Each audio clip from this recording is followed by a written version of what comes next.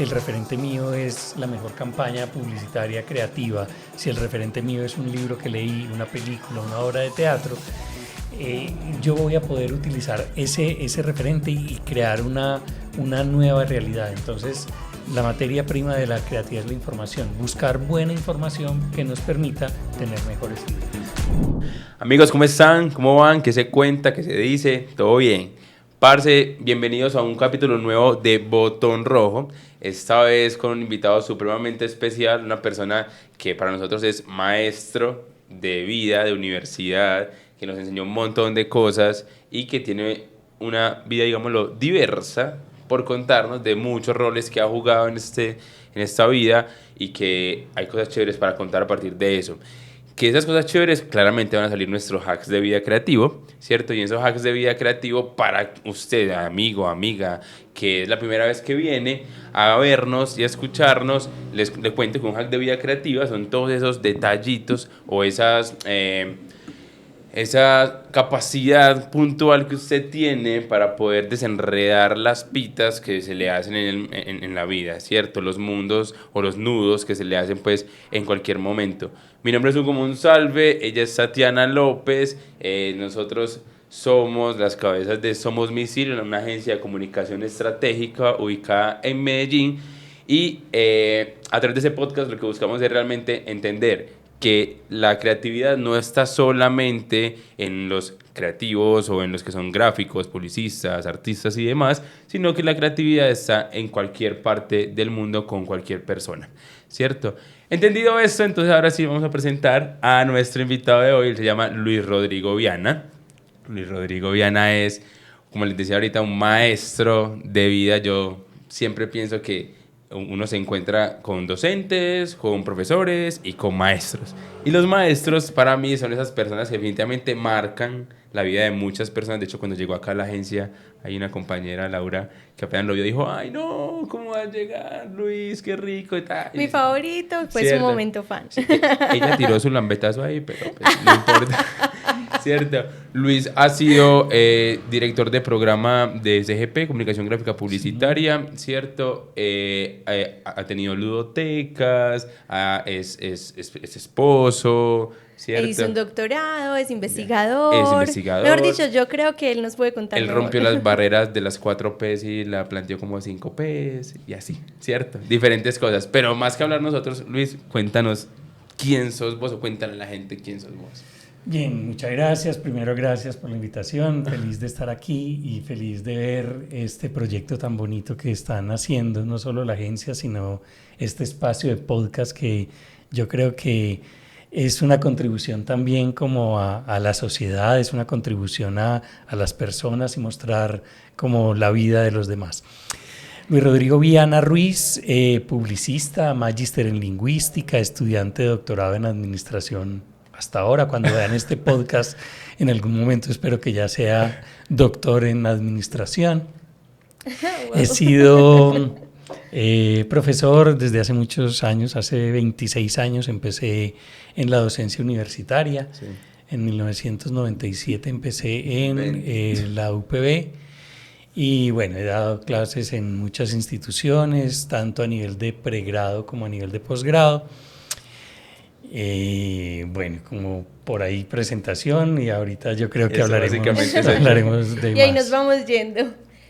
Resulta que con Luis nosotros lo conocimos desde la universidad, pero pues cada vez que uno va a la universidad, a la Medellín, la Universidad de Medellín, siempre nos encontramos con él, es profe, ¿qué más? ¿En qué estás? ¿Qué ha pasado? Y una vez, pues, y cada vez que uno va, siempre hay una historia diferente, Luis, porque cada vez que uno te encuentras siempre estás en un tema diferente, o sea, no hay, por ejemplo, ahora estás con el tema del doctorado. No, más que el doctorado. El Instituto de Pedagogía. El Instituto de Pedagogía, ¿cierto? Que es cómo enseñarle a profesores a ser maestros, básicamente, como yo lo veo, ¿cierto? No es así directamente, ¿cierto? Pero es así. Pues, perdón, es como yo lo veo, perdón. ¿Cierto? ¿De dónde sale ese ímpetu de todos los días o hacer algo diferente todo el tiempo?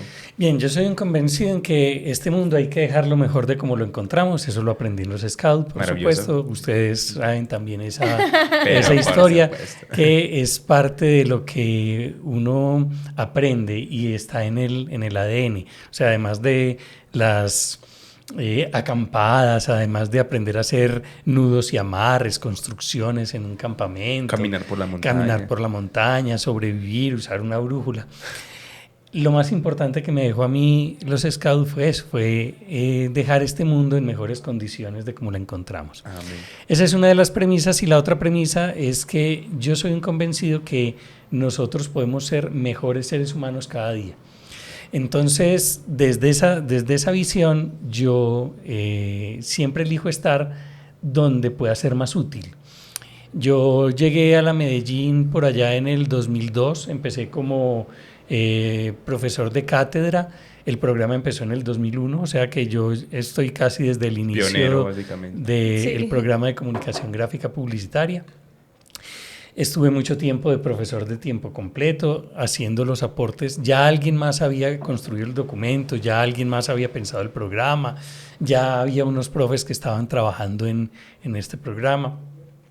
Pero cuando uno llega a un proyecto de estos, también entonces puede elegir esos roles. Entonces, ser profesor de distintas materias, ser coordinador de UOC, que es como coordinar el trabajo de los profes, tanto los de cátedra como los de tiempo completo que estén allí. Después fui jefe de programa, pero más que el ser jefe de programa por un asunto de poder, es un jefe de programa por poder hacer cosas y poder modificar. Y bueno, a mí siempre me ha gustado apostarle a sí se puede, y a veces en las instituciones es más común a que no se puede y uno a que sí se pueden hacer las cosas. ¿Cuánto a que sí se pueden hacer? Y entonces eso lo obliga a uno a estar muy activo, o sea, eso me gusta.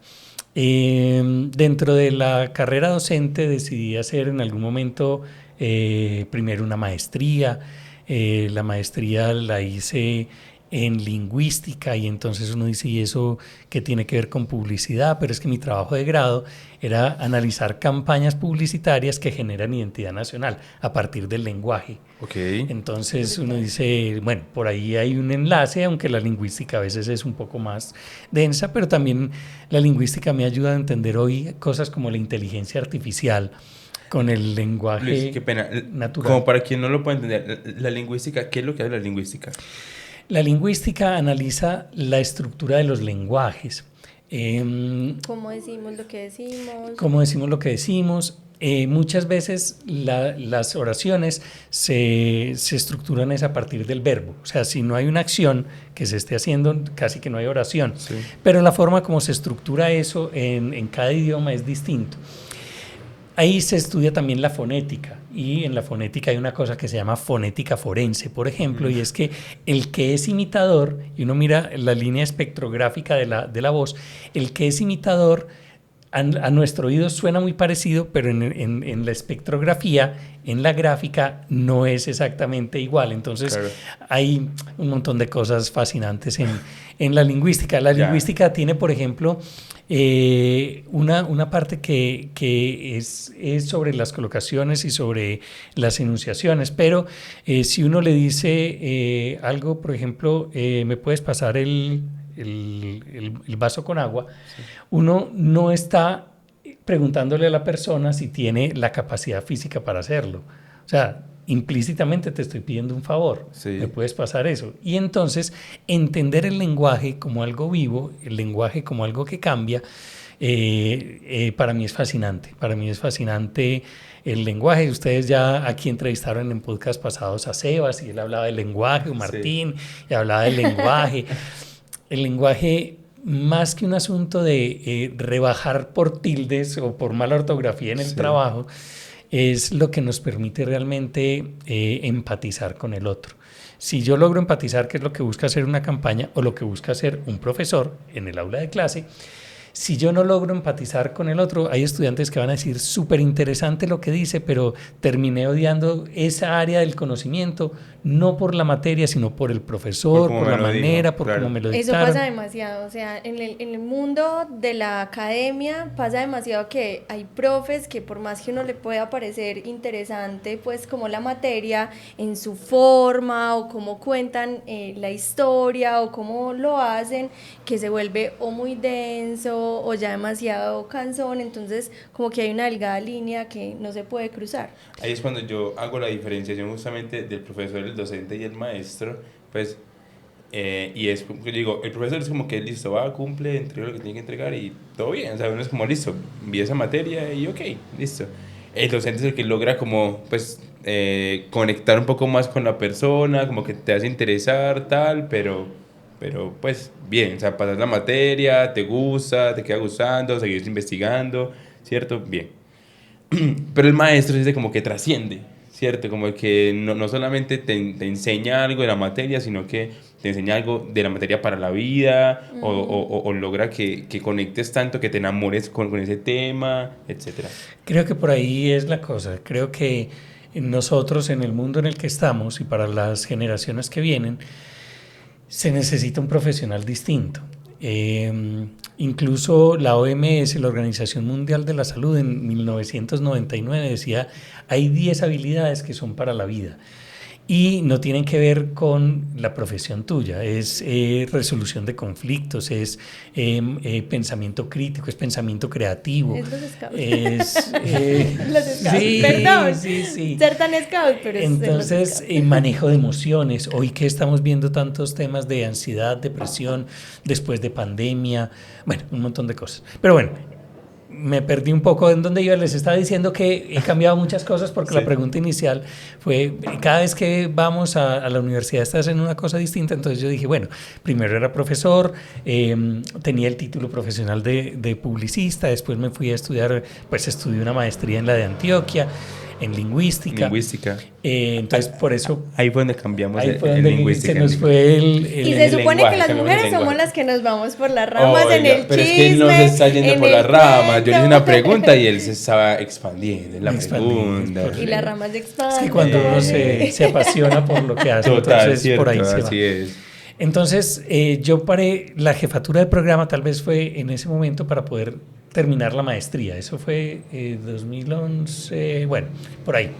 Soy muy vieja en la universidad. Entonces, después de eso, seguí como, no recuerdo, tal vez jefe de programa otro rato, en fin. Y empecé a estudiar un doctorado.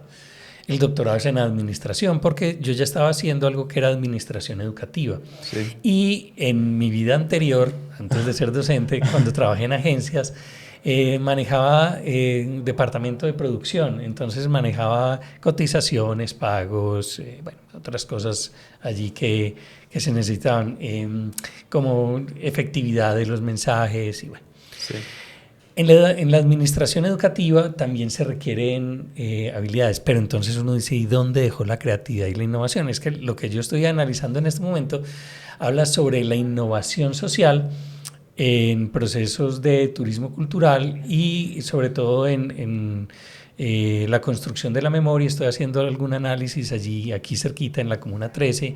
Entonces, bueno, digamos que estoy en la administración, pero la estoy enfocando también a algo útil, algo que pueda dejar, algo que pueda ayudar a la comunidad, algo que pueda ser materializable de alguna forma. Ustedes en el podcast anterior, uno de los anteriores, cuando hablaban con Sebas, él decía, por allá se está vendiendo hasta aire de la ciudad de Medellín. En el anterior, cuando veíamos la venta de ropa de segunda, siempre se necesita la parte administrativa para darle lógica, sentido y sobre todo organización a lo que estamos haciendo. Ustedes lo han vivido en la agencia, que la parte creativa se necesita, pero la parte administrativa tiene que estar, porque si no, entonces no puedo hacer solo creatividad porque no entrego a tiempo o no me pagan lo que cobro. No, y es tan cierto que yo hasta he pensado, ¿será que hago así sea una técnica pues en asistente administrativo, si logro entender ese mundo de la parte administrativa? Porque no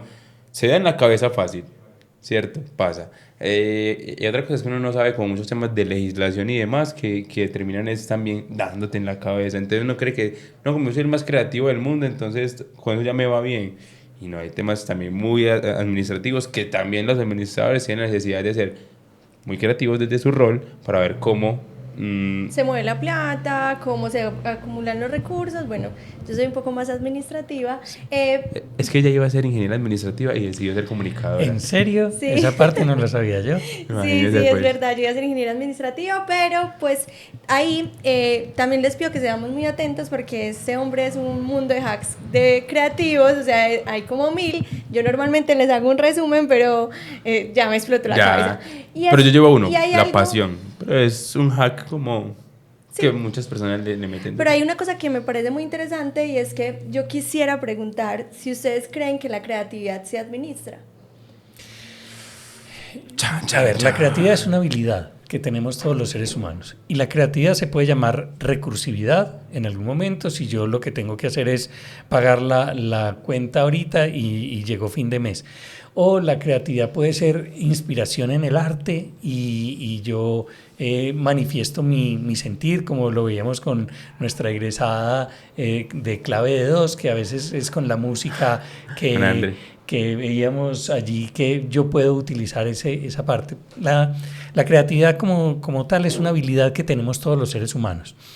Howard Gardner decía que no tenemos un solo tipo de pensamiento. O sea, el pensamiento lógico-matemático, que es el que imperó durante muchos años, es un tipo de pensamiento necesario. Pero existe el pensamiento musical, existe el pensamiento a partir del lenguaje, la inteligencia espacial también. Hay personas que cogen un espacio y lo hacen, o sea, lo convierten en 3D, una cosa loca. Entonces es importante entender que si hay distintos tipos de pensamiento, también puede haber distintos tipos de creatividad.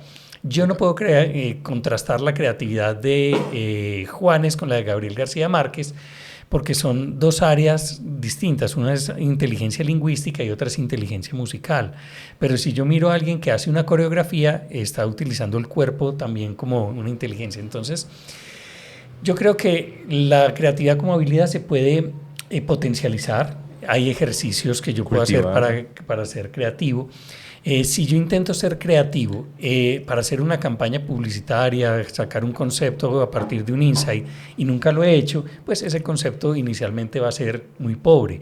Pero después, si yo me pongo en eso constante, si tengo disciplina, yo puedo sacar esa creatividad.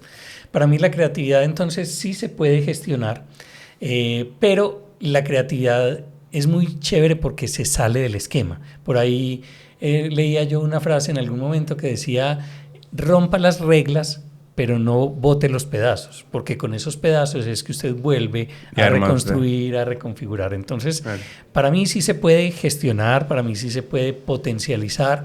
Lo que pasa es que no es de un momento a otro y requiere dedicación.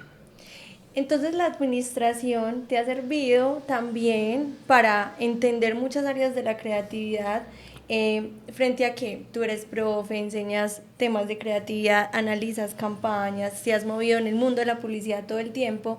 Entonces, ¿cómo la administración, más allá de los números y los presupuestos y las cotizaciones, te ha inspirado para lo que tú haces normalmente? Es muy chévere. Por ahí hay un test que se llama el test Benziger, que le dice a uno si uno utiliza más el hemisferio izquierdo o derecho, pero hay algo muy chévere y es que compara cuál era como la aptitud natural, el talento natural de uno cuando era chiquito a lo que ha hecho ahora, porque hay talentos que se aprenden. Entonces, cuando yo lo hice, aparecía muy en el hemisferio derecho, o sea, muy en la parte creativa, pero la parte administrativa también había estado allí. La parte administrativa la he venido puliendo con el tiempo, porque yo en agencia de publicidad, como les decía, estaba en producción. Cuando fui profe, estuve entonces como profe dando las clases que me gustaban. La línea de discurso publicitario, sí, los talleres gráficos. Pero cuando empezaste siendo profesor en esas materias. Taller 1. Taller 1. Y en el taller 1 que les Creatividad. Como que tocó a todos ustedes, empezamos en... pues, Creatividad. tenía que ver con creatividad, innovación y unos elementos básicos del diseño, punto, línea, plano, contraste, traslado. Sí. Bueno, ya se Básicos, acuerdan- básicos se del acuerdan, diseño. se acuerdan de Sí. todo eso. Pero después, otras, incluso cuando ya empecé a estudiar mi doctorado en administración, hay una materia en el nuevo plan de estudios, tal vez a ustedes no les tocó, que se llama gestión de la comunicación. Y esa gestión de la comunicación requiere unos elementos creativos y requiere unos elementos administrativos. A O mí sea, me tocó administración de medios. Administración de medios, en Claro. ese plan de estudios había administración de medios 1 y 2. Ok, pero sí, claro, la administración se necesita, es necesaria. Entender el mundo por los números es importante y enseñarle eso a los estudiantes es muy importante. Por eso decíamos administración de medios 1 o 2, porque el que primero se da en la cabeza cuando sale uno a trabajar es uno mismo que no sabe cómo cobrar, el trabajo. Entonces, cosas como esa, y eso es números, eso es plata. ¿Tenés que ser experto en administración? No. Hay uno con lo que decía Hugo hace un momento, que era, yo quiero estudiar administración, pero por supuesto, hay o cursos, ahora con todas las redes sociales, diplomados, que le ayudan a uno lo básico. Pero es que funciona para muchas cosas. Si yo veo estilos administrativos, entonces hay personas que controlan tiempos y desplazamientos, o sea, que usted tiene que hacer esto en tanto tiempo. O hay unos que se enfocan más en el talento de las personas. Entonces, lo quiere hacer en la casa, hágalo en la casa, pero cúmplame el objetivo. Sí. Entonces, el estilo de liderazgo también se estudia como un estilo administrativo. Entonces, eso se puede traer para acá y yo puedo ser, los teóricos hablan Taylor, Fayol, Weber, o sea, unos personajes, pero Taylor fue el que cogió en algún momento, Henry Ford se inspiró en él y hizo la línea de producción y pasó de hacer, no sé, me lo invento, un carro al día a hacer 10 carros al día, porque ya la persona no era la que se movía. Mayo es un personaje que lo que hacía es póngale énfasis a las personas. Entonces, si quieren estudiar eso, se puede y tiene que ver con la creatividad, porque a mí no me dicen cómo tengo que administrar, sino que eso es el estilo que tú tienes. Así como cuando en los Scouts también había un jefe que era súper rígido y había otro que era súper parchado. Igual. Pero eso no se aprende, o sea, claro, eso se puede pulir con la clase de administración, pero eso ya lo traes vos en tu ADN. Entonces, ¿cómo usas esa forma de ser tuya para que logres lo que querés? Entonces, por ahí yo creo que puede ser la cosa, estudiarlo, sí, pero buscar la teoría que se acerque más a la forma en la que vos ves el mundo. Y a las aptitudes que uno tiene, ¿cierto? Pues porque es que a veces, ¿qué pasa o dónde están los fracasos cuando estudiamos esos temas en los que creemos que no somos buenos? Y es cuando los estudiamos a la forma X, porque así tiene que ser y no desde mis... que debería ser así. Y no desde mis aptitudes y la forma en la que yo lo hago. Pues probablemente la forma en que Tatiana administra no es lo que hace un ingeniero administrativo en realidad, pero es desde su creatividad también y desde la forma en la que desde sus aptitudes lo puede hacer, entonces lo hace. Lo mismo pasa con Luis, entonces cómo ha administrado todos los procesos en los que ha tenido, y yo quiero volver un poquito más al tema del inicio porque pues nos vamos yendo, pero es entender cómo desde todos los roles y todas las facetas que has tenido tú, esos hubs de vida creativos han sido tu bandera o han sido como esa forma, entonces... ¿Cuáles han sido? O cuáles han sido, o sea, cómo ha sido ese proceso de encontrar esa creatividad en cada uno de los roles y si te has visto y te has sentido diferente en cada uno de ellos. Sí, claro. Yo cuando estaba estudiando en la universidad, hace muchos años, estudiando publicidad, ¿Vos sos publicista UPB? Sí, yo estudiaba y trabajaba al tiempo.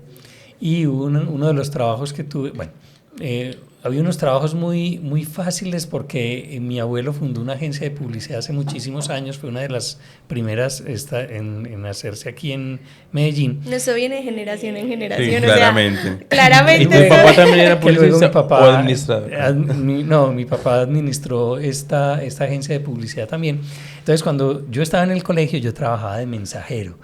Entonces, yo me ganaba ahí unos pesitos trabajando de mensajero, llevando artes, había que llevar los artes finales al colombiano, entonces, que quedaba ahí en el centro y bueno, chévere.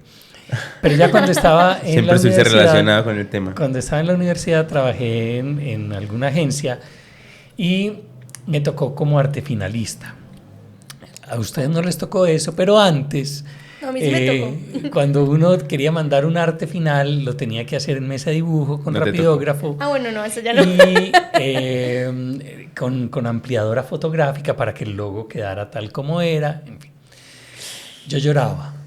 En las noches yo decía, ¿qué es esto? Porque era repetitivo, porque era monótono, porque yo no estaba en la parte creativa, sino que estaba, pues, arte finalista, estaba puliendo y haciendo lo que otro ya había pensado, craneado. Digo. Sí. Pero yo dije, bueno, esto también me va a formar. Me va a formar. Me hacía ahí unos pesos, por supuesto, conocí parte de la industria y eso, cuando ya tenía que hacer como los trabajos finales ya en las materias de publicidad, pues tenía más habilidades que otros porque ya sabía cómo se hacía. Entonces yo decía, ¿esto para qué me va a servir? Y también me tocó el tránsito del computador. Las primeras pantallas de computador que yo conocí tenían fondo negro, letra verde. Otras tenían fondo negro, letra ámbar, que era como un naranja, como un amarillo ahí. Aprendí a hacer textos para que salieran en impresora láser en esa época para poderlos montar en el arte final. Entonces, cuando ya paso a un programa, en esa época era Corel, pues Corel Draw, y eso ya se podían hacer un montón de cosas. El muy odiado, pero en esa época era lo que había. Ahora, pues, por supuesto, Illustrator y otros más. Pero digamos que aprender esas cosas y poder cambiar de un campo a otro, que lo mismo pasa en publicidad. Cuando estaba en la agencia en la que fui director de producción, había anuncios que me tocaba montar a mí, porque eran de información básica que no iban a pasar a un creativo, eran más informativos de descuentos o de promociones, y pasaba de vender vehículos a vender pañales desechables para adulto. Entonces, cuando yo paso de un campo a otro, todo lo que aprendí en el cliente anterior o en la marca anterior me sirve para este otro. Entonces, digamos que un hack creativo que he tenido siempre es la flexibilidad, la capacidad de pasar de una idea o de un proyecto a otro proyecto sin problema. O sea, utilizando lo ya aprendido para esto. Cuando yo llegué al computador, aprendí todo lo que sabía de la mesa de dibujo. Entonces manejaba el lienzo, el espacio de trabajo, la mesa de trabajo, como se llama en cada software, lo manejaba distinto. Sí. Y eso me ha permitido entonces la flexibilidad, la apertura. Yo creo que soy un optimista. Yo prefiero ver siempre el vaso medio lleno a medio vacío, y cuando veo el vaso medio lleno, yo digo, hagámosle. Pues, sí, háganle. Sí, que lo decías al principio, como siempre sos sí se puede. O sea, desde cualquier rol que vas a hacer, siempre sí se puede. O sea, sí se puede. Y desde ahí ya uno está predisponiendo la mente a que tiene que pensar el cómo hacer ese sí se puede. Porque claramente hay barreras pues que no te dejan, pues que no lo dejan tan fácil, hay cosas exteriores que no permiten que uno simplemente diga así se puede y se hizo y ya, sino que pues ya predispones tu mente a como si se puede. Entonces voy a buscar todas las soluciones necesarias para poder lograr eso que estoy buscando. Y hay algo también que es súper valioso, y es que tiene súper claro su propósito. Y creo que eso ayuda a que tome muchas decisiones. Y su propósito es dejar el mundo en mejores condiciones, aunque los scouts se lo dieron, lo adoptó para su vida, y creo que eso hace parte de un hack, y tiene tan claro su propósito que si no obedece a su propósito probablemente no lo hace. Eso es fundamental. Por ejemplo, siendo jefe de programa, se trataba de tener cada programa igual a los otros en decisiones comunes, por ejemplo, las asignaturas de tronco común o los exámenes unificados. Había decisiones que eran para todos. Sí. Pero poder lograr pequeñas batallas, pequeñas victorias, en la que pequeñas luchas en la que los exámenes fueran prácticos y no solo teóricos en ese momento. La educación ha cambiado mucho, ha cambiado un montón desde, bueno, Tal vez no. Si alguien llega de la Edad Media hasta ahora, va a encontrar unas cosas muy similares. ¿En serio? Sí, un profesor que se supone que tiene el conocimiento y unos estudiantes que se supone que quieren aprender, ¿cierto? Ok, por ejemplo. Un aula de clase, no ha cambiado mucho. Las nuevas tecnologías sí, y en la última época ha cambiado un montón la forma de entender, porque antes el que tenía el conocimiento era el profesor, hoy el conocimiento está en internet, o sea, quiere cualquier cosa, búsquela. Vaya. Pero, ¿por dónde empieza? Pero, ¿cómo hace? ¿Cómo pregunta? Pero, ¿cómo hace para abordar ese problema tan grande? Entonces, parte de lo que tenemos como reto hoy es poder jugar con esas reglas, pero acomodarnos a las necesidades y a las formas en las que los estudiantes hoy aprenden. El uso del celular, la tablet, o sea, la vida nos ha cambiado un montón, y eso hace que tengamos que ser flexibles, tener un propósito genial, tener una metodología clara para poder hacer las cosas. O sea, si yo ya sé que de esta manera me funciona, entonces lo puedo hacer. Y yo creo que la convicción de hacer las cosas bien, o sea, que siempre tratar de entregar el mejor resultado posible. Lo que decías ahora, si por cualquier condición yo no lo puedo entregar, pues listo, no se pudo, pero que no sea porque me faltó gestión o porque me faltó dar esa milla adicional en la que esto pudo ser distinto. Sí, uno de los 4 acuerdos justamente habla de eso, pues yendo a este libro de sabiduría maya, mal no estoy, que habla justamente de pues ese punto, habla de entrega todo lo que tienes, que al final no te quede el arrepentimiento de pude haber, y si hubiera, pero no, ya esa lo hubiera no existe, o sea, ya lo que hiciste lo hiciste, pero si hiciste todo lo que pensaste que podrías haber dado, maravilloso, todo no hay bien, paso al hubiera. Si lo dice todo, no hay paso al hubiera. Y yo quiero hacer una pregunta ahí, y es: ¿la flexibilidad tiene mucho que ver con la practicidad? ¿Para ti son lo mismo o cómo lo ves ahí? No lo había pensado nunca. Tatiana preguntas complicadoras.com. Bueno, yo creo que para poder ser prácticos sí hay que tener elementos de flexibilidad. La flexibilidad en el pensamiento tiene que ver como con la estructura mental y con la forma en la que yo veo el mundo.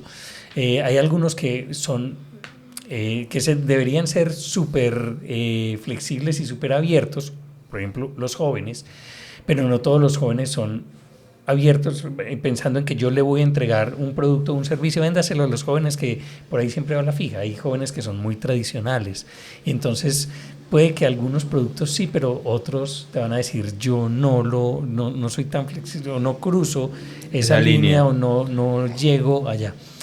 Yo creo que tiene que ver la flexibilidad un poco con el estilo y la estructura de pensamiento. Creo que se puede entrenar también la flexibilidad para cada vez hacer como distinto las cosas, porque, por ejemplo, si vamos a ir a un restaurante, que es el que normalmente vamos, normalmente pedimos el mismo plato. Tenemos 2 que son preferidos, cambiamos entre uno y otro, pero pocas veces nos damos la oportunidad de probar algo distinto, a no ser que nos hayan dicho, a no ser que nos hayan recomendado algo allí. O que nos llegue el nuevo de la carta, entonces mira, tenemos esto nuevo, y uno dice: bueno, me arriesgo. Pero finalmente termina siendo una misma recomendación, tal Sí. vez no de un amigo o un exterior, pero el mesero que ya se convierte en un mesero carta, como de tu confianza, ves, tenemos un nuevo plato, probarlo, y uno como te va a creer. Yo creo que la flexibilidad la entrenamos también un poco nosotros cuando teníamos la ludoteca y hacíamos los juegos de rol. Cuando tiraba un juego de rol, es un juego en el que uno simula ser alguien, un mago, un guerrero, bueno, y uno tira los dados y uno dice: yo quiero hacer tal cosa. Si sale, hay dados de 20 caras, o sea, no solo los dados de 6, sino de 12. Entonces, aquí es donde Julián se emociona. Si saca 13 o más, si saca 14 o más, sí pasa lo que usted quiere. Pero si saca 14 o menos, pues, o 13 o menos, no pasa eso. Entonces uno tira y está esperando, y tiene que tener un plan B. porque si no pasó lo que yo quería, tengo que pensar rápido a qué otra cosa voy a hacer. ¿Y cómo lo voy a solucionar? Y cómo lo voy a solucionar. Entonces, bueno, eso era muy chévere. Los que vieron Stranger Things vieron que estos niños lo que juegan es calabozos y dragones y otras cosas súper chéveres para mí. Es un mundo geek, por supuesto, pero yo creo que la flexibilidad sí se puede entrenar también por allí. Pero depende, o sea, uno es el que tiene que dar el primer paso para que eso suceda. A mí me parece súper maravilloso es que de cada rol se ha encontrado algo que se queda muy implícito en ti, como los juegos, entonces me dieron la flexibilidad, los scouts me dieron el propósito, la academia me ha dado la estructura o X o Y, o me ha dado las razones para estar, pero también vienen cosas de la familia. Luis, cuéntanos de ti, en la vida de la familia, cómo la familia ha llevado también a esos hacks creativos o ha inspirado a llegar a donde estás. Bueno, empecemos hablando familia desde los padres. Ya se dieron cuenta en algún momento, claro, yo tuve en las venas la publicidad, pero en la época de la violencia del narcotráfico, la agencia hubo que cerrarla porque muchos de los clientes eran hoteles y bueno, restaurantes y demás. Yo entré al ejército en el 91 y estaba la agencia. Salí del ejército y ya no estaba la agencia. O sea, ya, digamos, hubo que cerrarla, mi papá tuvo que hacer otras cosas. ¿Y que vos saliste con la intención de ser parte de la agencia de una vez? Sí, en ese momento sí, pero yo no había empezado la universidad. Pero aparentó, es que también fue parte del ejército, o sea... Pero pues, perdón, no quiero sonar maluco, pero para los tiempos de Luis era más exigente el tema de sí prestar el servicio militar, no es como ahora que es más flexible, que hay tanta permisividad, que los pelados eligen o no hacerlo. Antes en ese momento sí era como o vas o te vas, o si no vas a la batida, o si no... Sí, pero igual, duro. Pues para mí es una sorpresa, yo no sabía que había sido parte del ejército, pero también siento que ahí hay unos temas de disciplina, hay unos temas también de psicología, de chip psicológico que te inyectan y que todo el tiempo estás en una disciplina de pronto un poco más ajustada, entonces creo que eso también hace parte de lo que eres tú hoy y por qué eres así. Sí, yo creo que cada experiencia que uno vive le va formando, le va aportando algo. En el ejército me fue bien, dentro de todo fui dragoneante, terminé como subteniente de la reserva. Bueno, digamos que me fue bien en ese punto. Es implícito. Ahí. Bueno, entonces... aunque no me gusten los reconocimientos. Sí.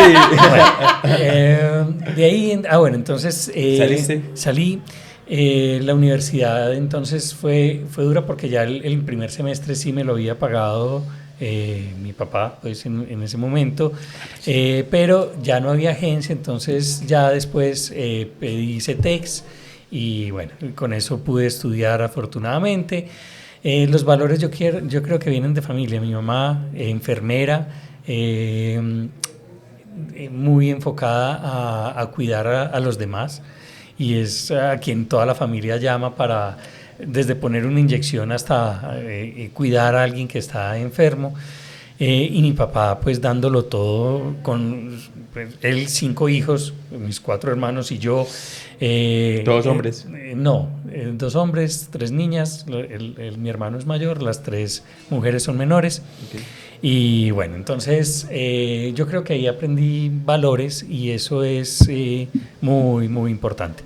Luego, hablar de mi familia hoy, Karina, mi esposa, Sofía y Raquel, 2 amores de toda la vida, pues gigantes para mí. ¿Por qué? Karina fue novia mía en la adolescencia. Uh-huh. Y cuando estuvimos primero como un año de amigos, yo era súper tímido, entonces como un año de amigos. Porque hoy día no eres tímido. Sigo siendo tímido. Pero en esa época era mucho más tímido. He aprendido a no ser tan tímido. Listo. Estuvimos primero como amigos, después como novios. Llegó el momento, estuvimos como 1 año y medio de novios y me echó. Me rompió Karina, el corazón, me Karina. mandó a recoger café al lado de la gaviota. Dijo que yo era muy cansón, entonces como muy Estructurado, sí, estricto. como estricto. Y ella siempre ha sido un espíritu Muy libre, cuadriculado. muy cuadriculado. Entonces, ella siempre ha sido un espíritu libre y yo lo que hacía es, por poner un ejemplo cualquiera, no te des contra ese muro que te vas a porrear. O sea, ojo, ejemplo ahí, no porque eso fuera lo que pasara. Y ella, que yo quiero, y entonces sí, o sea, entonces yo veía unas cosas que ella no veía allí en ese momento, pero ella quería ser libre, y entonces, bueno. Sí, se me rompió el corazón en ese momento, por supuesto, y ya ella hizo su vida, ella se casó, tuvo 2 hermosas niñas, Sofía y Raquel. Ok. Y hace unos años ella iba a celebrar su cumpleaños y lo hizo de una forma muy chévere. Ella ya estaba separada y dijo, voy a llamar a los amigos con los que he compartido en algún momento de mi vida y les voy a decir que escriban una carta para mí. La otra mitad de la historia. Yo conozco la historia de aquí para allá. Yo quiero conocer la historia de allá para acá. Entonces, a uno de los primeros a los que llamó fue a mí. Yo le dije, listo, chévere. Desde que salió Facebook, yo a ella le mandaba el mensaje de cumpleaños. Entonces, siempre estuvimos más o menos en contacto. Pero pues ella estaba casada y yo estaba en mi vida también. Entonces, para ese cumpleaños, dijo, listo, cover. Yo le dije, bueno, chévere, yo estoy en este momento en la costa, yo llego tal fecha, era un día antes del cumpleaños, te invito a comer, vamos a comer. Yo llegué allá y toqué la puerta de la casa y me abrió el papá de ella. Y yo me retrocedí a la visita de sala en la adolescencia. Y te pusiste nervioso. Me puse nervioso, obvio. Como gustó que Sí. probando Ratatouille. Pero él estaba porque le iban a hacer como alguna operación en los ojos, entonces estaba quedando ahí unos días. Pero bueno, entonces salimos, nos fuimos por allá, comimos y nos encarretamos. Y yo le dije, bueno, yo te tengo un regalo. Bueno, pero no lo tengo aquí, lo tengo en mi apartamento. Entonces, ¿cómo hemos cambiado? ¿Qué hay? ¿Cómo has cambiado? Ya no estás tan tímido. Entonces yo le dije, pues fuimos y yo primero le saqué una cartica que ella me había escrito en la adolescencia. Pero después saqué una caja de esas de lata. ¡Un romántico! Una cajita de lata. Hasta yo estoy enamorada, ya no puedo. Una cajita de lata donde estaban todas las cartas que me había escrito cuando éramos novios en la adolescencia. La primera boleta al pequeño teatro, entonces íbamos al teatro. Ella decía, ay, no, él sabe mucho, que entienda, porque si yo salía después le preguntaba, ¿cómo te pareció? No, súper bonita, vamos a comer. O sea, era una relación súper tierna, súper bonita. Entonces le entregué eso y con cada carta pues ella lloraba, recordaba, bueno, eso fue súper bonito. Y bueno, después fue la fiesta, ahí nadie sabía nada, que nos habíamos encarretado ni nada, entonces... El bajo perfil. Sí, yo leí, todos leyeron la carta y yo leí la mía. Y después de que leí la mía, Sofía, la mayor, se le acercó a Karina y le dijo, te tienes que casar con él. No, chao. Porque ellas habían sido muy celosas, ellas no, pues como que no aceptaban a ninguna pareja con la que estuviera saliendo Karina y bueno. Se le sucede. Bueno, ya después, a los 6 meses, nos fuimos para Buga, ella es caleña, nos fuimos para Buga y en esa salida yo aproveché y pues yo... Karina estaba muy estresada por esos días y el único lugar en el que ella se desconecta es en Buga, allá tiene familia. Yo la vi muy estresada, yo le dije, vámonos para Buga, pero las niñas estaban ahí y dijeron, listo, ¿cuándo nos vamos? O sea, yo estaba pensando en... Tú y yo, ella y ya éramos una Ellos familia. dijeron, nos vamos, y yo, listo, nos vamos. Entonces nos fuimos, mi suegra también estaba por ahí en esos días y nos vamos, yo ya tenía, nos fuimos la familia completa y yo nunca en la vida había comprado un anillo, nunca, entonces no sabía medidas, no sabía nada de eso, entonces me tocó preguntarle a mi suegra porque yo, venga, entonces ella ya sabía. Yo pasé por esa experiencia también, pero mi suegra no me supo dar la respuesta. No, entonces, bueno, nos fuimos para allá. La mamá sí le insistió un poquito a ella que se arreglara las uñas. Y ella, pues, ¿para qué? Yo aquí, ya dejé el celular. Yo le dije, busquemos un restaurante como para que podamos pues, Tener una cena. Y yo sobre todo, yo les quería decir a las niñas, yo le dije a Karina, le quiero decir a las niñas, pues que voy en serio, que vamos bien. Entonces, ellas, listo, sí, aquí hay una pizzería. Y yo, no, un restaurantico un poquito más... pues, más chévere, por favor, ayúdenme. Bueno, Esa era la nos pizzería fuimos- de la esquina, pues no.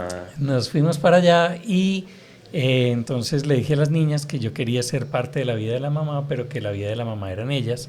Entonces les pedí a ellas primero la Como la mano de mano. de la mamá y ya después le pedí a Karina que se casara conmigo y ya. Entonces a los 6 meses ya nos casamos y bueno, entonces... Pues la creatividad está en toda esta historia, o sea, No, que pues que más que creativo es un romántico. Y no, cuando está enamorado es más creativo que un berraco. Cierto que sí, eso... No, a mí me... Yo creo que la vida en familia es muy importante, es encontrar una pareja con la que uno se entienda, con la que uno pueda construir, que las niñas, por ejemplo, son parte vital de la vida de nosotros. Sofi vive en su apartamento, Raque vive con nosotros y hemos construido unos lazos muy, muy bonitos. Entonces yo creo que eso es fundamental, tener la tranquilidad de tener la familia.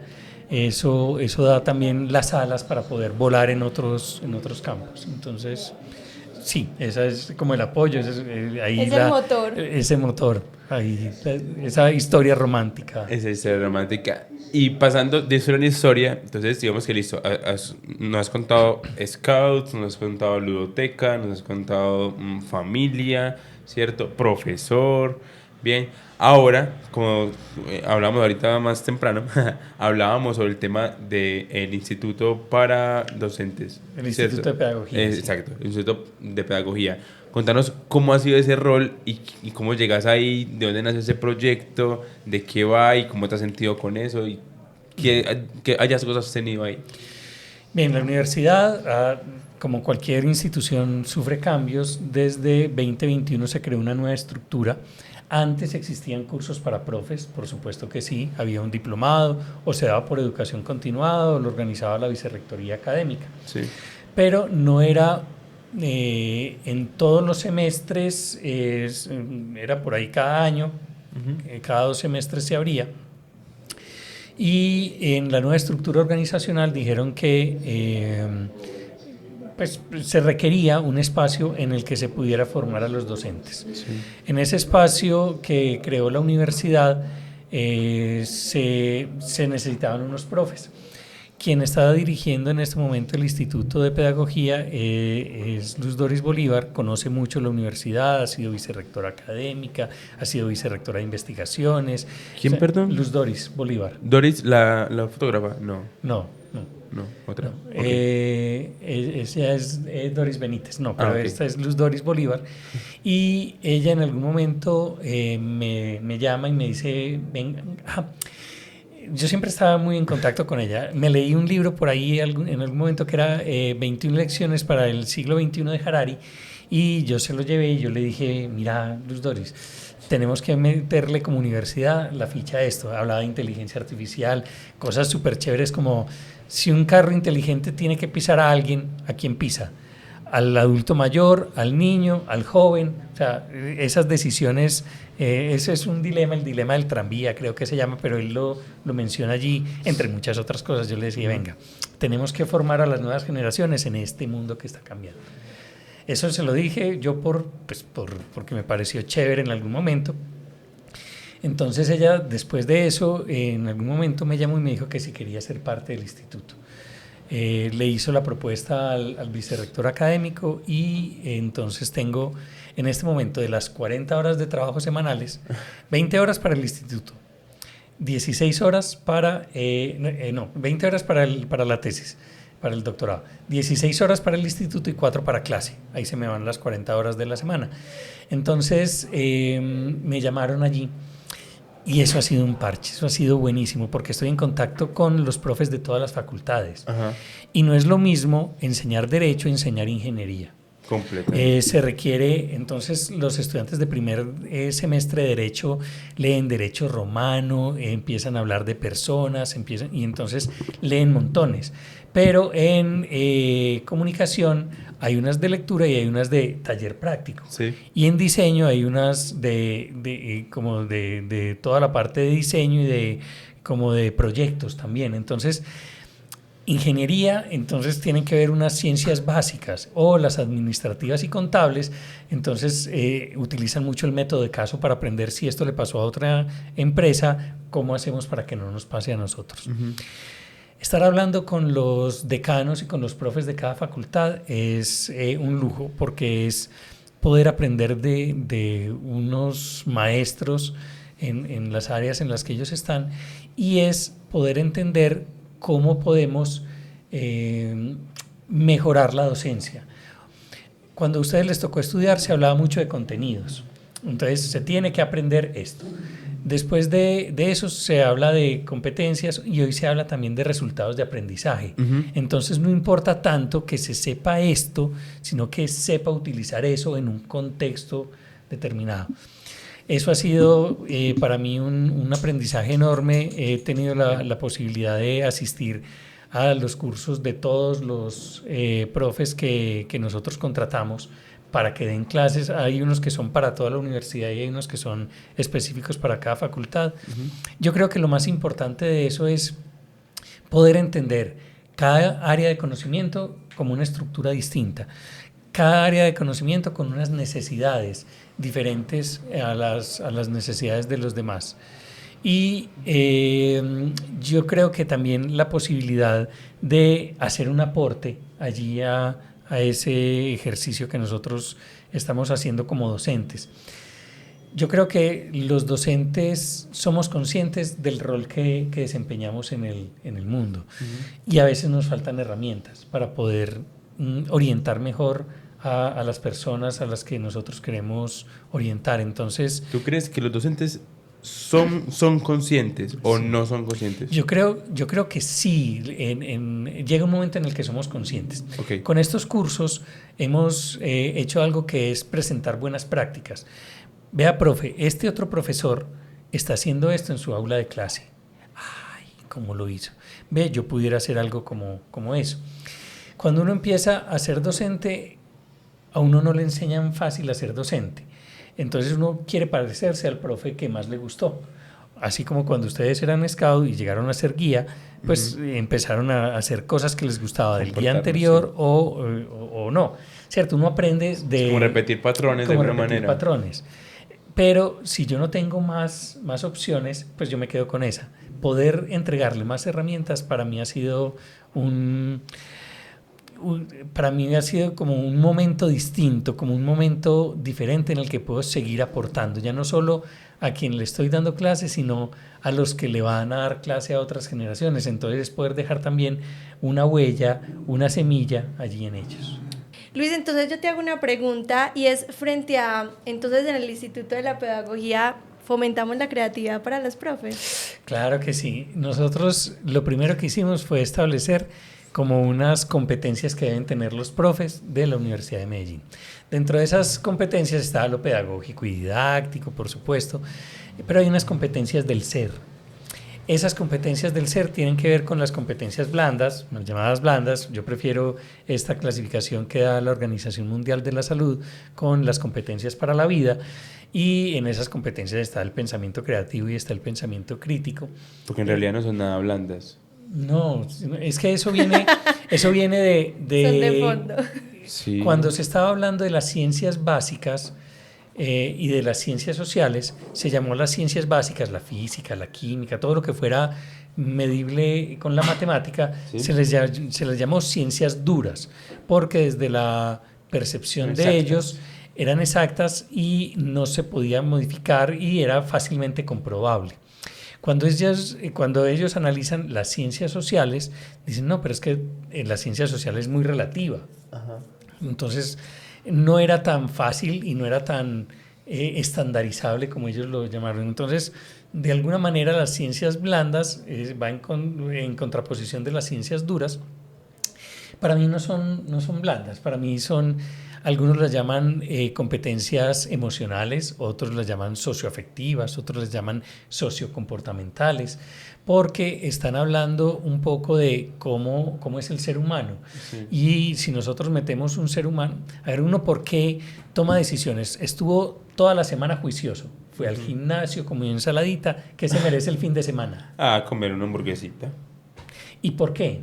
Pues uno tiene unas necesidades y unas decisiones, toma decisiones también es otra de las competencias, de las habilidades para la vida, que uno no puede explicar, pero están allí. Antonio Damasio es un psicólogo que escribió un libro que decía, existen algo que son los marcadores somáticos, y él decía, el cuerpo es como si fuera otra mente. Lo que nosotros llamamos en clase, en alguna época, compras impulsivas, la chocolatina que está al lado de la caja registradora para que uno se la lleve. Antonio Damasio dice, no, como usted ya probó la chocolatina y eso despertó algo en usted, entonces usted quiere volver a sentir eso. Entonces usted la toma sin pensar. O sea, el que tomó la decisión allí fue el cuerpo, no la mente. Y nosotros somos eso también. O sea, el ser humano es contradictorio y hace parte de lo que es el ser humano. Entender eso es importante. Entonces les decía que en el instituto diseñamos 9 competencias. Unas competencias tienen que ver con inteligencia artificial, nuevas tecnologías. Unas tienen que ver con investigación, otras tienen que ver con administración, porque un profe tiene que administrar no solo las notas, sino procesos internos dentro de la organización. Una segunda lengua, habilidades de internacionalización. En fin, nosotros determinamos unas competencias que deben tener los profes y sobre cada una de esas competencias le damos cursos a los profesores. Y la ventaja, cambiamos la forma también en la que lo hacíamos. Antes el profe tenía que ver 90 horas, o sea, hacer el diplomado completo. Hoy no. ¿Quiere ver solo ese curso de 3 horas presenciales? Son 6 que usted tiene que leer cosas antes y demás. ¿Quiere ver ese? Vea solo ese. ¿Lo quiere repetir el semestre siguiente? Repítalo. Vale. ¿No quiere ver este otro? No lo vea. O sea, está la oferta allí para que el profe tome los que guste. Pero igual sigue siendo obligatorio para los profes o... Eso depende mucho de cada universidad. En la Universidad de Medellín se exige que el profe haga el diplomado una vez cuando va a entrar al escalafón docente. ¿Qué es eso? Es, digamos, como para empezar a hacer su vida como profesor, pero de ahí en adelante ya no se le vuelve a pedir ningún curso. Nosotros lo estamos ofreciendo a todos los profes, sea que lo necesite para ingresar al escalafón o sea porque lo quiere hacer. Y la acogida que hemos tenido es impresionante. O sea, los profes se matriculan, lo ven, nos proponen, usan lo aprendido en clases y nos mandan, vea, hice este ejercicio con los estudiantes y fue la locura, funcionó súper bien. Entonces, esas cosas nos motivan para poder hacer cada vez más y mejores cursos. ¿Qué te iba a decir? Vos al principio decías, yo estoy donde mejor pueda servir, ¿cierto? Sí. Y ahorita pues se me viene como una duda a la cabeza y es que a veces hay cosas que uno le toca hacer, ¿cierto? O hay exigencia de alguna parte del poderla hacer. Entre las cosas que has tenido, pues, seguro has tenido, porque todos las tenemos en la vida, por exigencia que tienes que hacer versus a las que decides hacer, ¿crees que eso ha afectado el correcto desarrollo o más que el correcto, como la fluidez pues frente a prestar el rol que estás haciendo? No, yo creo que es como un mal necesario. Uno sabe que tiene que hacer tal cosa, si no le gusta, y la tiene que hacer. Siendo jefe de programa, me tocaba dentro de los roles hacer la evaluación docente. Dentro de los roles me tocaba hacer procesos disciplinarios a estudiantes o lo que pasara. Eso es muy aburridor, pero yo lo hago. O sea, yo decía, es parte de lo que tengo que hacer, lo asumía de la mejor manera, trataba de hacerlo lo mejor posible y trataba de tomar medidas para que eso no volviera a pasar, o sea, para que no me tocara volver a hacer una cosa así. Entonces, por ejemplo, si hay informes que son muy malucos de presentar porque requieren un montón de cosas, la administración me ha servido para poder adelantarme a lo que me van a pedir. Entonces, tener las cosas, una vez las voy haciendo, tan organizadas que después si no, coja, exporte, entregue y ya. Arme un rompecabezas y chao. Entonces, yo creo que lo que era como algo negativo, algo no tan chévere, tomé la decisión de hacerlo, y la mejora para que cuando me toque hacerlo nuevamente no me dé tanta pereza o tanto desconsuelo, o depende pues de lo que me tocara hacer, y poderlo hacer más rápido y hacerlo bien. Yo creo que ahí también hay un hack de vida creativa definitivamente, y es primero cómo vemos las cosas, que son malucas, porque somos también nosotros los que decidimos cómo las vemos. Ajá. Pero también cómo nos anticipamos antes, valga la redundancia, de que pasen ciertas cosas que sabemos que no nos va a gustar. Lo lleva una vida como en la agencia, sabemos que ese cliente es difícil, sabemos que siempre se queja, entonces me anticipo y entrego estas cosas, o estoy haciéndole seguimiento constante, antes me vuelvo cansón, pues por decir cualquier cosa, y no me tengo que enfrentar a cierta cosa maluca que me genera esa situación, ¿cierto?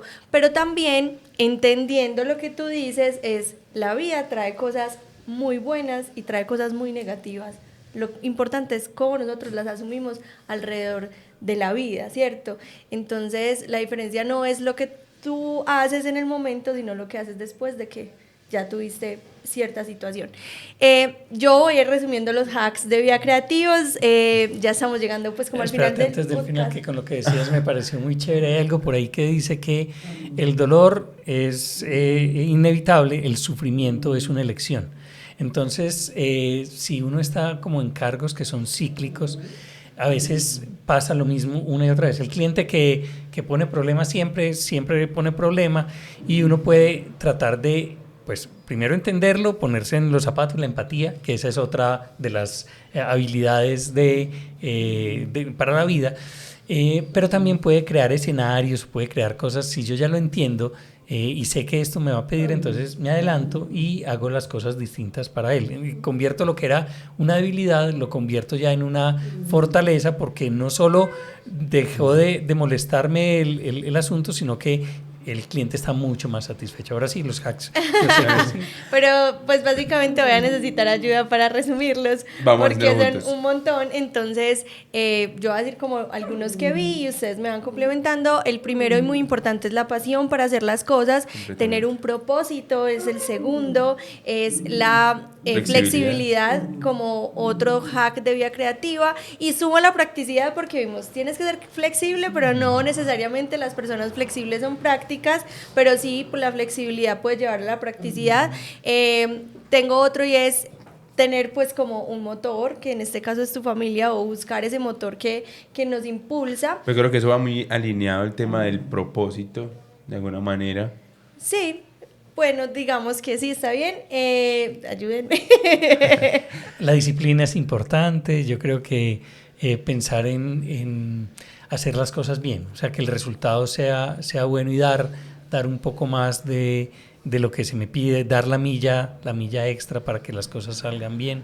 Sí, algo frente a lo que dices de hacer las cosas bien es que lo leía hace poquito por ahí, que decían como no es solo hacer las cosas bien, es hacerlas bien y entregarlas cuando debes entregarlas, porque es que de nada sirve hacer las cosas muy bien cuando no cumpliste con el tiempo que tenías que hacerlo. Pues muchas gracias, pero ya no nos sirve. Y hay algo que pues a lo largo del podcast pude analizar de ti, y es que has leído un montón. Yo creo que has leído de todo lo que ha pasado, y más, yo no tengo el hábito de la lectura, no es algo que sea fácil para mí, pero sí es como ser muy curioso a través de la lectura, a través de los podcasts, a través de los elementos que cada uno, porque tú decías, hágalo desde su aptitud, y puede que mi aptitud no sea leer, pero sí mi aptitud puede ser escuchar, mi aptitud puede ser, pues, o mis... Conversar. Sí, mis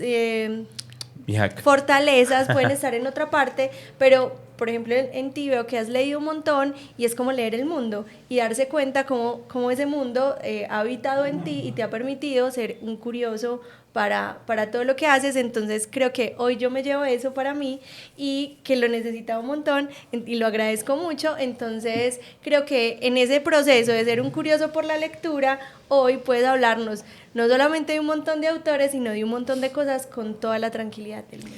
Hay una estrategia muy chévere para quienes están escuchando y viendo este podcast. Yo lo hice de las dos maneras. Los podcasts son una alternativa muy chévere. Hay podcasts que le hablan a uno de distintas cosas. Si yo quiero emprendimiento, si yo quiero innovación, encuentro ese podcast. Pero también hay algo que son los audiolibros. Y los audiolibros son una alternativa también. Entonces, si a usted lo que le gusta es hacer deporte o salir a caminar, pues camine y vaya escuchando eso. Altérnelo con la música que más le gusta, por supuesto. Pero sáquele tiempo también a eso. Yo creo que es una alternativa muy, muy chévere. Leer le abre a uno posibilidades de ver otros mundos y de ver otras formas de entender la realidad. Entonces, leer, escuchar el podcast, viajar, son cosas que uno debe hacer. Si a mí me gusta ver películas y series, sáquele todo el provecho a esa película y a esa serie. O sea, y véasela todas las veces que quiera. Todas las veces que quiera. Que cada vez uno la ve y encuentra algo nuevo. Cosas distintas. Pero entonces es verla de esas dos maneras. Uno, me voy a parchar un rato, me voy a relajar, pero le voy a sacar provecho a esto que yo estoy viendo ahí. Entonces eso me parece genial, porque uno no se cansa de aprender y todo lo que uno aprende, en el caso mío, todo lo que he aprendido en distintas áreas lo aplico en otras y me funciona muy bien. Lo que les decía, por ejemplo, con los scouts, luego con el ejército, luego en la agencia de publicidad, en las agencias en las que estuve o en la universidad. El asunto del liderazgo es algo que no lo aprendí siendo jefe o no lo aprendí siendo profesor directamente, sino que ya tenía cosas en mi vida y lo hice, lo apliqué en ese otro campo. Entonces es poder moverse allí y tener esa flexibilidad para poder pasar de un lado a otro. No, es que esto no lo puedo llevar a ese escenario. ¿Por qué no? Llévelo. Y lo peor que pasa es que no, que ya lo tenía asegurado. Mire a ver cuál es el resultado. O que no funcionó y volvamos a empezar. Vuelve y empiece. Y hay una cosa final, pues como para cerrar el resumen. Yo quiero decir algo ahí. Y es que frente a todo esto, esta mañana escuchaba un podcast que me hablaba de cómo uno debe afilar el hacha, ¿cierto? Y pues hablaba como la historia de un pelado que iba a ser leñador y el primer día cortó cuanto árbol pudo, pero ya el segundo día cortó mucho menos, aunque hizo el mismo esfuerzo, y en el tercer día, aunque intenta hacer un esfuerzo mayor, cortó aún menos, ¿cierto? Y es que pasa que muchas veces nos enfocamos tanto en la tarea, que nos olvidamos de la película que nos sirve para creatividad, nos olvidamos de leer ese libro, nos olvidamos de hacer ese curso que siempre he querido hacer, ¿cierto? Y que al no afilar esa hacha, ¿cierto? Sucede pues que por más duro que le des a esa hacha, pues no va a cortar, ¿cierto? Y porque no está afilada, porque no está aprendiendo, porque no ha tenido descanso, porque no ha visto referentes, sino que solamente se está quedando con lo que hoy día es y esa hacha se va desgastando. Entonces ahí entra un hack que quería sumar a, parce, reinvéntese de la mejor manera posible, busque referentes, busque qué es eso que a usted lo motiva. Tal vez no sea la lectura, ¿cierto? Tal vez sea solamente las películas, pero en las películas hay tantísima creatividad y tantas cosas por aprender que uno a partir de eso logra también generar nuevas ideas. Una de esas frases que vienen a mi mente escuchándote es: la materia prima de la creatividad es la información. Total. Si yo tengo mejor información, yo puedo sacar mejores ideas. Si yo tengo la información estándar, seguramente las ideas van a ser estándar. Ajá. Si el referente mío es la mejor campaña publicitaria creativa, si el referente mío es un libro que leí, una película, una obra de teatro, yo voy a poder utilizar ese referente y crear una nueva realidad. Entonces, la materia prima de la creatividad es la información. Buscar buena información que nos permita tener mejores ideas. Los alcohólicos lo resumen en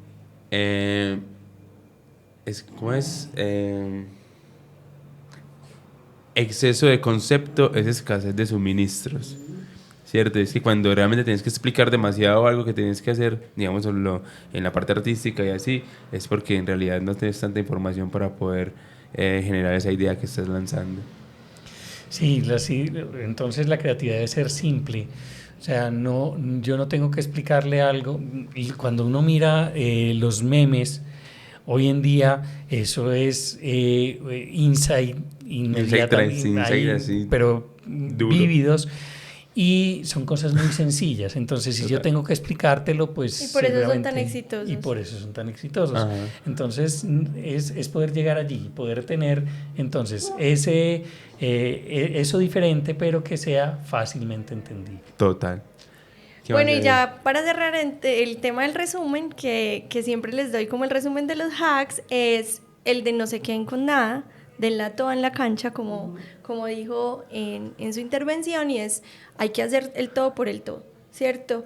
Y no quedarse con el hubiera, ¿cierto? Que el hubiera no existe, como le decía Hugo, pero que lo que nos dejaba Luis es haga todo lo que usted crea que necesita para entregar las cosas bien, para hacerlas bien, para su vida personal, para su vida profesional y para lo que esté haciendo.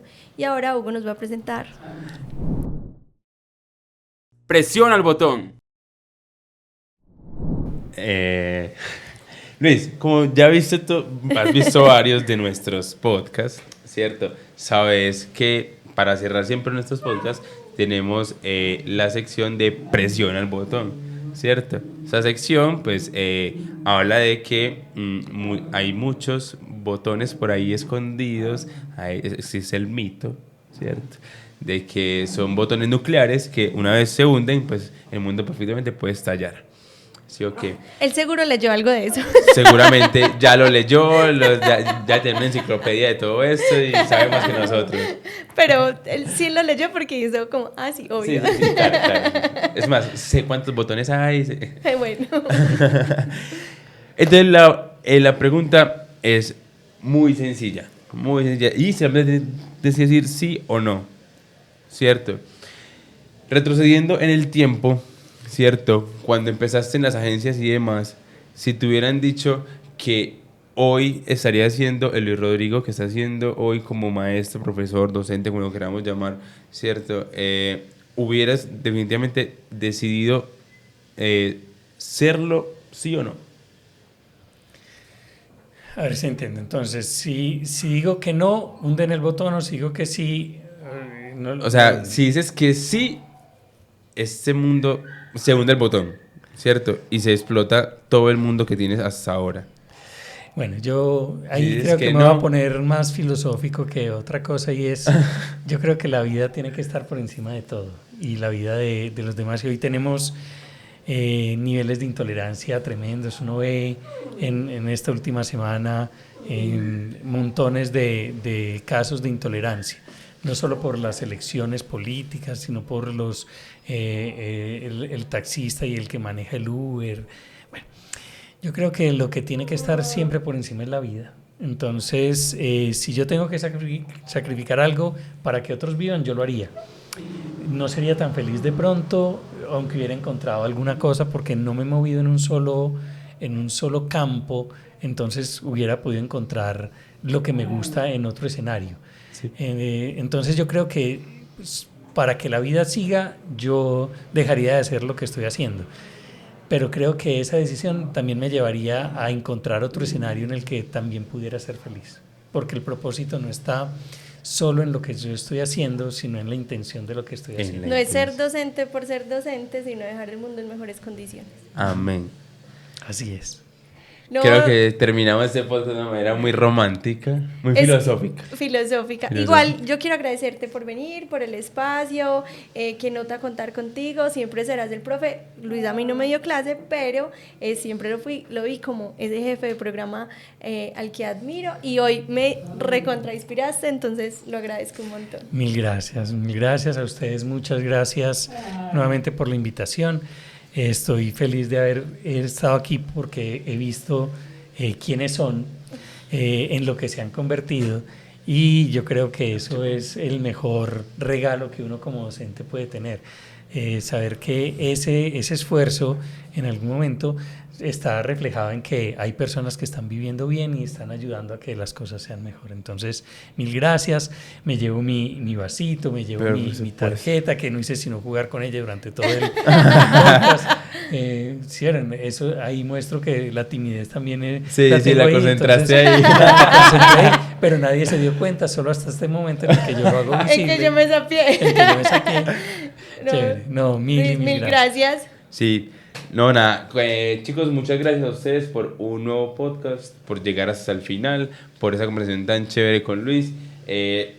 Hemos tenido conversaciones súper estalladas como la de Sebastián Arias, otras muy calmadas como esta, pero también nos llenan un montón de conocimiento, un montón de motivación también profesional. Creo que definitivamente poder contar con referentes en la vida es algo que nos llena de motivación un montón. Entonces, Luis Ro, nada, muchas gracias. Espero que muchos estudiantes de la UDM estén viendo esto, ¿cierto? Que lo compartan. Muchos egresados también lo estén viendo y digan, ¡ay, Luis Rodrigo! A mí por sí me eso dio lo clase. amo. Exacto. ¿Cierto? Así como Laura Espinaleta. Y bueno, no siendo más, muchas gracias por ver este podcast. Nos vemos dentro de 8 días. Chao, que estén bien. Chao.